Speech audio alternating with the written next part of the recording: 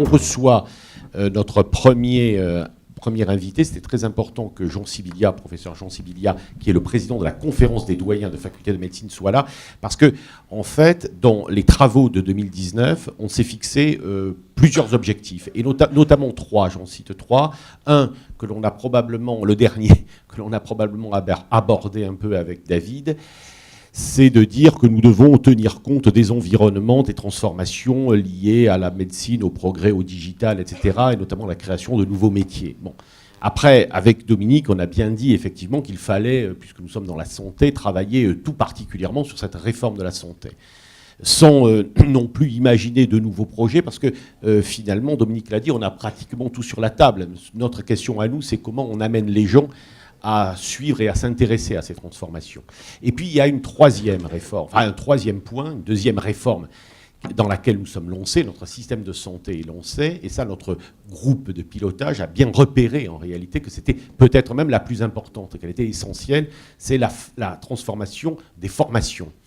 Or, dans la transformation des formations, il y a, on l'a dit un peu déjà au lycée, des camps de transformation. M. Blanquer les a annoncés. On a d'ailleurs reçu hier M. Blanquer à Sciences Po et on a bien vu quels étaient les nouveaux changements qu'il nous a présentés. Mais en revanche, il y a les transformations liées aux formations médicales.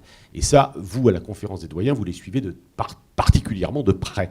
Alors, en quelques mots, pour nous aider à ce que nos amis comprennent ce que l'on veut faire, est-ce que vous pouvez nous donner quelques points qui vous paraissent à la fois intéressants, importants, des warnings, parce qu'on sait aussi que vous avez des warnings. Quelques warnings, oui.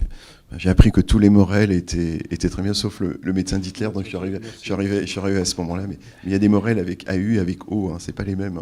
Si, il y a les vrais et les faux. Les vrais et les faux. Merci Pascal pour cette prise de parole que tu m'autorises sur un sujet qui est important. Si je peux me permettre, j'avais juste quelques petits mots d'introduction en complément de la très belle intervention que tu as fait, qui vont éclairer un peu le contexte.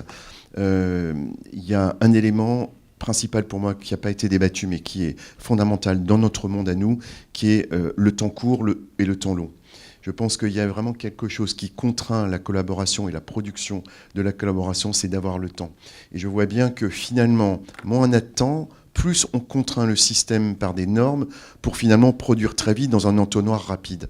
Et ça, je pense que c'est un élément déterminant qui fausse la donne, quoi. Parce qu'on peut imaginer tous les systèmes collaboratifs, numériques ou non numériques, si quelque part on ne donne pas le temps de respiration, qui est du temps long, en tout cas pas du temps court, ce temps de respiration et de partage, je pense que rien ne va réellement changer. Oui, mais vous savez aussi que quand on dit souvent dans notre pays que tout est très compliqué, tout est trop complexe et tout est trop long aussi. Absolument, mais je pense qu'il y a un compromis. Il y a un compromis entre la contrainte du temps court avec une pression normative et régulatrice, on l'a exprimé, et le temps long de l'autodétermination. Et je pense que l'équilibre est exactement ce que tu as dit, c'est entre prescription et autodétermination. Comment on arrive à trouver ce juste équilibre et qui nécessite, c'est comme dans une recette de cuisine, c'est le bon temps de cuisson. Si tu n'as pas le bon temps de cuisson, je veux dire, le produit qui sort, il est ou pas cuit ou trop cuit.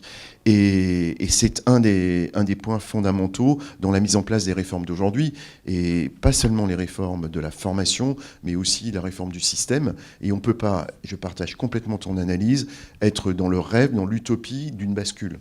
C'est parce qu'on imagine un système idéal qu'on appuie sur un bouton et qu'on bascule immédiatement. Tout ça avec l'alibi outil, parce que je pense que l'outil est un alibi de temps en temps, et qu'on a tous dans notre pensée un petit fond de pensée magique. On a tous toujours l'impression que... on est éduqué comme ça. Françoise Zolto, là aussi, et puis d'autres, bien aimé la référence, parce que bien connue, Françoise, sa collaboratrice, qui était Françoise Seligman, qui était la femme de mon maître en immunologie, qui a travaillé avec Françoise, donc rencontré. Et l'élément magique de l'histoire qu'on raconte aux enfants, enfin, les contes qu'on raconte, on a toujours cette pensée magique en nous. Et il ne faut pas que... c'est un warning, tu m'as dit, il faut que je pense au warning, que le numérique, le digital, soit une sorte d'élément de la pensée magique transformante, parce que c'est probablement pas comme ça, ça n'est qu'un outil. Ça n'est pas la baguette magique ou la petite lampe, vous savez, du génie, on frotte et puis on dit, voilà, j'ai 3 vœux, 3 trucs qui vont sortir. Donc ça, c'est vraiment des éléments clés pour en venir, en fait. On en débattra probablement ici. Il y a pas mal de gens qui sont dans le digital et qui en font leur... J'en connais quelques-uns qui en font une idée de transformation et qui ont sans doute des idées là-dessus. Je te laisse poursuivre. Tu m'interroges plus spécifiquement sur quel est le souhait de la transformation de la formation des métiers de la santé. Excuse-moi, je te coupe. Et surtout, nous dire, est-ce que nous faisons bien de nous intéresser en 2019 à ce sujet? Alors, généralement, on n'a pas l'habitude de répondre comme ça. Oui, 3 lettres, clairement. Je pense qu'il y a plus de débat sur le bien fondé de le faire. On peut juste regretter de le faire maintenant, dans l'urgence, alors qu'on aurait peut-être pu s'en occuper un petit peu plus tôt, mais c'est pas faute de l'avoir dit. Alors. Donc bref, oui, clairement. On ne peut pas ne pas répondre aux enjeux qui maintenant deviennent évidents. C'est-à-dire qu'on a voyagé et on est maintenant face au mur et on se dit que voilà, il est temps de le faire. Il est presque jamais trop tard, je pense, mais il est temps de le faire. Pourquoi ? Je l'ai déjà exprimé à plusieurs reprises. Les enjeux sont multiples. Vous avez compris que la médecine de demain, je vais répéter quelque chose qui a déjà été dit, mais ça permet de rappeler des messages fondamentaux. La médecine de demain sera totalement différente. Les patients ne sont plus les mêmes.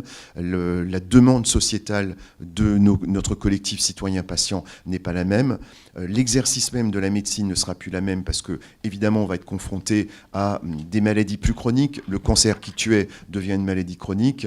Ce cancer prolonge la vie des gens. Ces gens deviennent des malades chroniques comorbides avec 2, 3, 4, 5 maladies dont la prise en charge va être de plus en plus compliquée. Donc clairement, dans la problématique même du soin qui comprend le dialogue entre le soignant et le soigné, la problématique de l'évolution de la maladie, de la chronicité, des comorbidités, comme on dit, va rendre le travail du médecin complètement différent.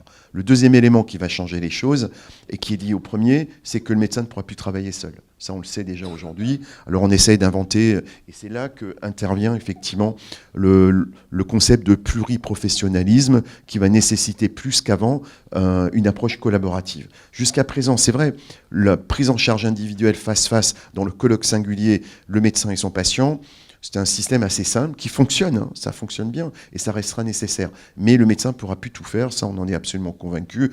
Des gens comme Guy Valencien le disent depuis longtemps, je le cite parce qu'il a été un des premiers à le crier un peu plus fort que les autres, mais c'est vrai. Et on invente un système collaboratif qui va être nécessaire. Donc le médecin de demain ne pourra plus travailler seul, il travaillera avec des collaborateurs. Et troisième élément, pour faire court et simple, c'est qu'il n'aura plus à disposition les mêmes outils. Alors là aussi, on attend depuis longtemps, parce que je pense qu'il y a beaucoup de vieux briscards dans la salle qui connaissent l'histoire du DMP, l'histoire du DPC ou de la FMC, enfin, que d'outils imaginés pour améliorer la qualité, la pertinence, améliorer la collaboration, dont on parle depuis... je dis des décennies, et c'est pas provocateur, hein, c'est des décennies, c'est 20 ou 30 ans. Aujourd'hui, concrètement, si je regarde concrètement dans les faits, pour prendre juste 2 gros mots, qui sont DMP et DPC ou ex-FMC. Concrètement, du DMP, il n'y en a pas, et de la FMC DPC bien faite, il n'y en a pas. Et très clairement, et je le dis au même titre que même Lenoir Serfati, qui vous pourrez inviter à l'occasion pour s'exprimer sur la formation au cours de la vie, qui est au-delà de la formation initiale, un vrai sujet, parce qu'il n'est plus envisageable de ne se former qu'en formation initiale, vu la complexité du truc. Donc on sait faire ni DMP, ni DPC correctement. Donc vous voyez le boulot en fait, de transformation qu'il faut faire.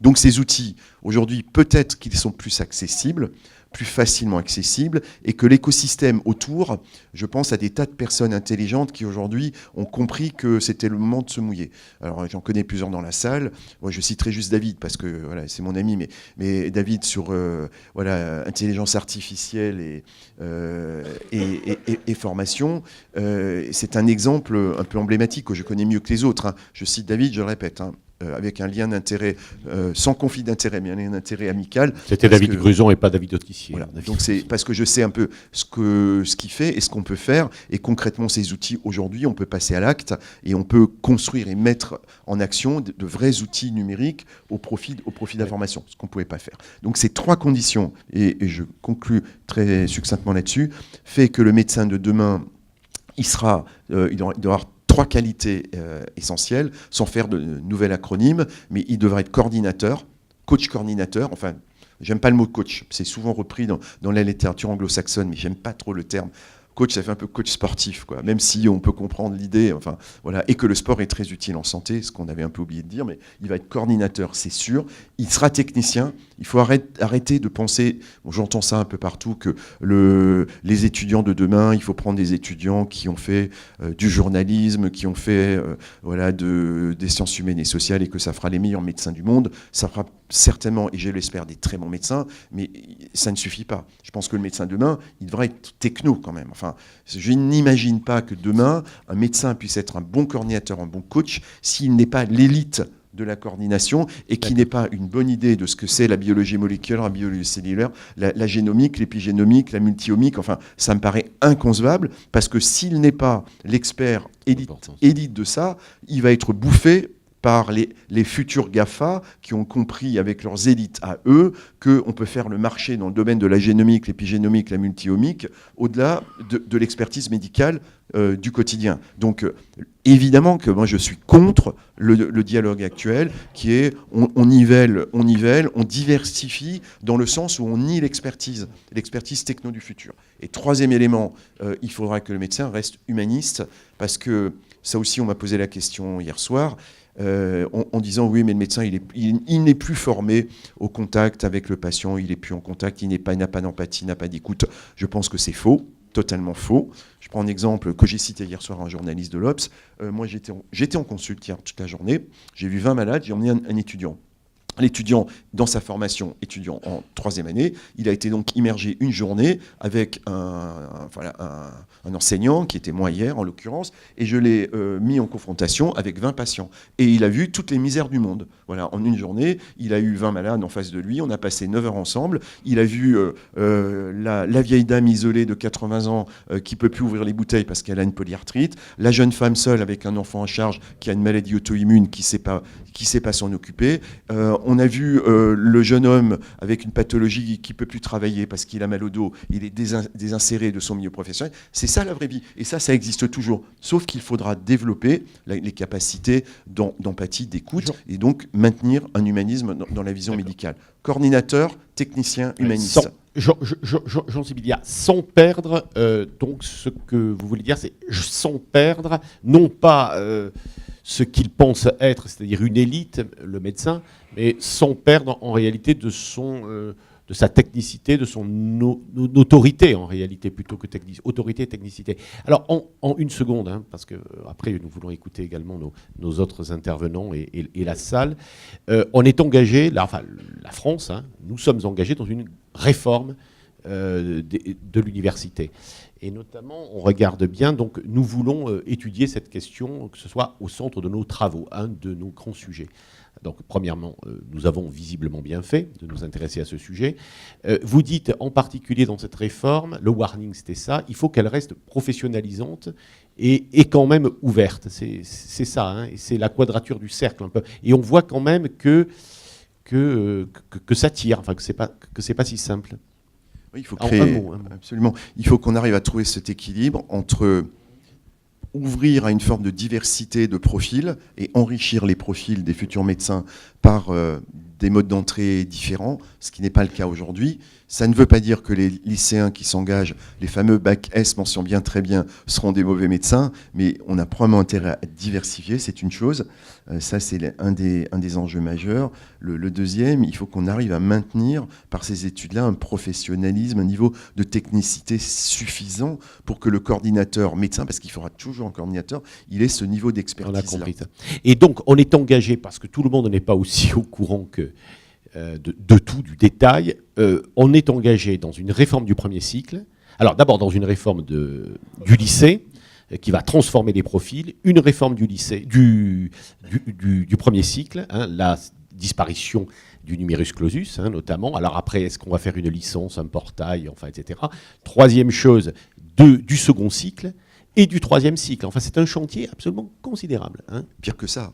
Et on y rajoute la petite cerise sur le gâteau qui est l'universalisation des métiers de la santé, c'est-à-dire de tous les paramédicaux qui doivent venir, entre guillemets, noblement comme auxiliaires de santé. Pour justement un de nos amis parlera des IPA notamment.